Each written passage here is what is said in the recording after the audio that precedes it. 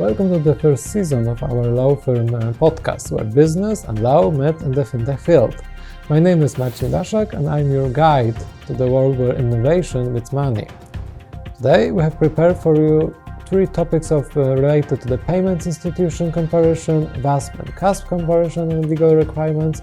So if you want to stay up to date with the latest trends in the fintech, stay with us until the end. And the third episode, we will talk about the border between the crypto and law. And today I will speak with the head of the fintech department, Alexandra Walas, attorney at law. Good afternoon. It's perfect as always.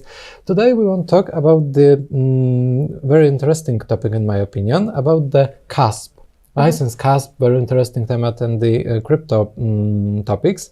And I want to focus on the conditions that must meet the business to run this type of entity. So we can start with the very general question. Do you think that the VASP market is ready to transfer to CASP license? I think the VASP market might use some additional time, but unfortunately, I think, as you already know, dear viewers, our Polish national provisions will shorten the time for the transitional period in Poland. Technically, VASP will have until the end of June 2025 to wrap their heads around the CASP license. So I think it's a little bit unfair for the VASP market to have this time shortened, but it is what it is.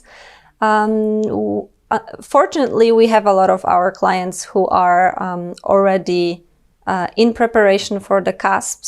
So I think the good thing is that a lot of CASPs are working very hard right now to meet the conditions earlier than they might have assumed. And a lot of them will meet them on time, which is great. But I think, in my opinion, our Polish provisions should prolong this time a little bit, as it was previously stated for the end of 2025. We'll see. The Polish bill on the cryptocurrency market is not yet adopted, so we might see some good market changes in the meantime. Very well spoken. I want to ask about one more thing. Do you estimate that all entrepreneurs who are VASP right now will apply for CASP license? I don't think all of the VASP entities will apply for the CASP license. We see within the Polish register right now, it's around 1,600 VASP registered. I don't think that all of the companies have the abilities, have the knowledge, and have the resources to continue with the CASP license. I think the majority of the current VASP will not make it to CASP. Actually, good for the players that are well prepared, that have resources, and have a know-how and knowledge to actually apply for CASP.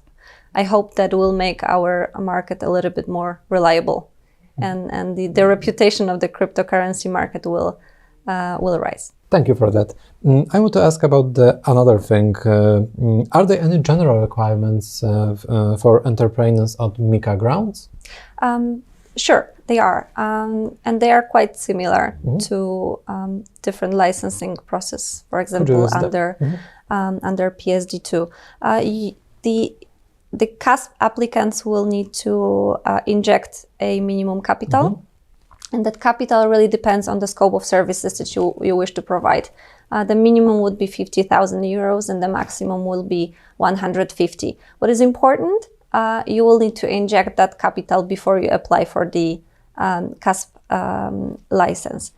You will need to have a specific set of internal procedures for the licensing process, and that includes, for example, a business plan and financial plan that covers 3 years from the moment you obtain the license. You will need to have the internal procedure that will describe your management, the risk management system within your company, you will need to provide AML policy and procedures, as well as the IT documentation, the conflict of interest policy, and a couple of others.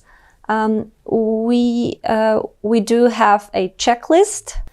For all those people interested, we already have a checklist of those documents that were prepared based on the regulatory standards. So we're happy to share that. There's quite a lot of documents to be provided, but nothing spectacular. I think this is a usual set of the documents for that kind of entity. So I'm pretty sure that all the applicants can meet the requirements. CASP is spectacular. That's enough for it. Right now, do I understand correctly between your words that individuals are not allowed for obtaining the CASP license?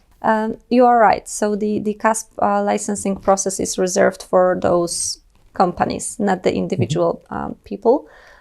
In Poland, generally the most popular form of conducting that kind of services is, so it's the limited liability company. Great. And the next topic that I want to discuss with you, it's the board requirements. What do you know about them? Yeah, so MiCA doesn't really specify who have to be on your management board. Our Polish provision don't really add to it. So what we need to, so our base will be the usual KNF requirements, the internal governance requirements.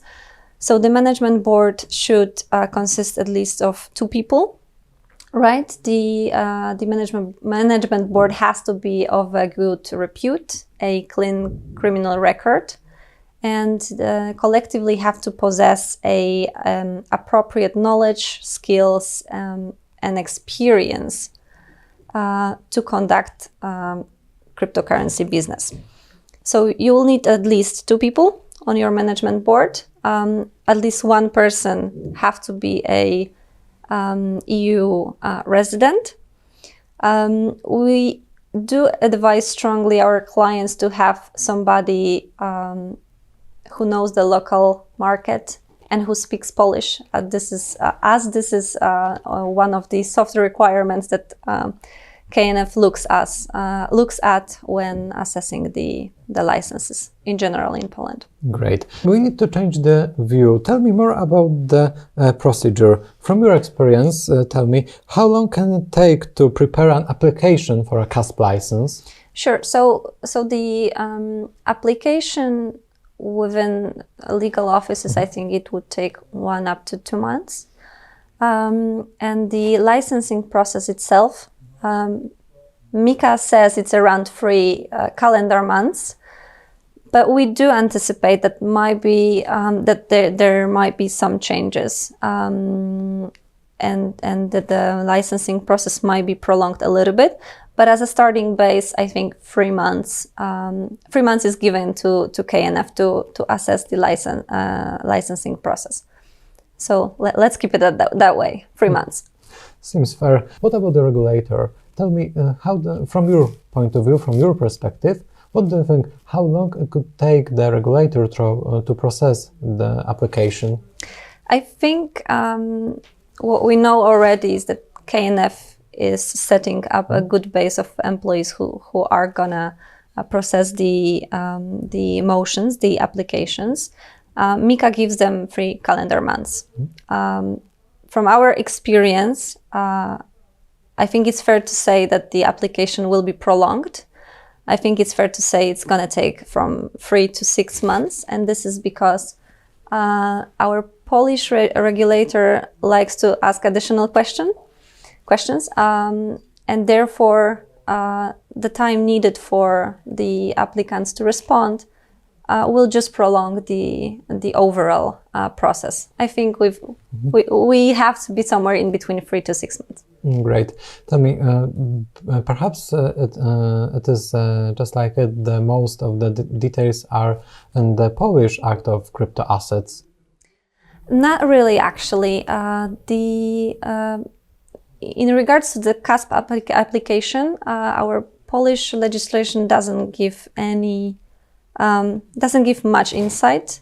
Does not describe the process itself, the licensing process. So our knowledge is based on the MiCA and the regulatory standards that has been issued under MiCA. Tell me more about the Polish Crypto Assets Act. Has the Polish law on crypto assets come into the force yet? No, it's still in the drafting process. It has not yet been provided to the parliament, so we are still in the phase of different entities and different people assessing the current draft. So there's still a lot of changes that we think might happen, including the grace period, the transitional period for the CASP license. What about the shareholders? What you need to know about the shareholders and KNF standpoint, and I think you will not find it in MiCA or the regulatory standards, is that KNF issued a resolution stating that board members and shareholders connected to Russia or Belarus in the form of citizenship or residency or business connections will be deemed as unfit to hold that kind of position. So it is really important to remember that when you structure your board members, please have somebody who is experienced and has a lot of knowledge in terms of the crypto asset. But unfortunately, even if the people from Russia or Belarus are qualified, they will not be deemed fit by the KNF. So I think this is important to remember. Very important and very detailed. Thank you for it. At the end, I have two questions. First of all will be about the Crypto Assets Act in Poland. And I want to ask you about the implications of this draft of the Polish Crypto Assets Act for the CASPs. Sure. So for CASP, the most important information that comes from the bill on the crypto asset market in Poland is that is the grace period. So as you know, and as we spoke about it, the draft is still in the process, in baking process, right? So we still don't know what's going to be the set grace period. But as for now, the most important information for the VASP and future CASP applicant is that we have grace period for VASP and for CASP that has been providing services but not has been registered in Polish registered. For those companies who are already registered as VASP and who will be registered as such when the act will come into force, those companies will have the time until the end of June to provide their services. After that, the register will be just revoked. For all those companies that are providing the CASP licenses that does not fall under the VASP registration, those companies have the time until 30th of April to actually submit the CASP application motion. If they do, then the grace period gives them additional benefit, and that is they will be able to provide their services throughout the licensing process.